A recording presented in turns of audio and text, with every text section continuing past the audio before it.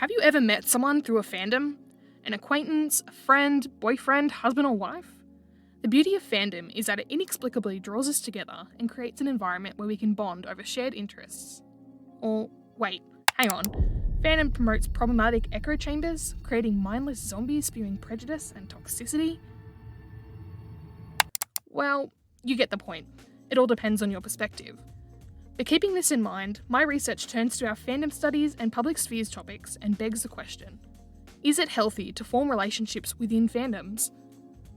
Aided by specific case studies, one such being Taylor Swift and her secret sessions, this deep dive will start by looking at multiple aspects of fandoms and consequent public spheres, starting with examining the shared ideologies formed within these groups and determining if they're productive.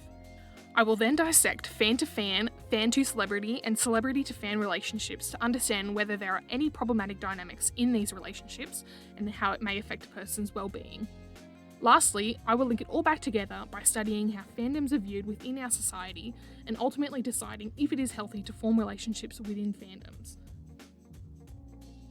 For my research, the health of relationships is defined by the 4 dimensions of well-being described by Hoffner and Bond.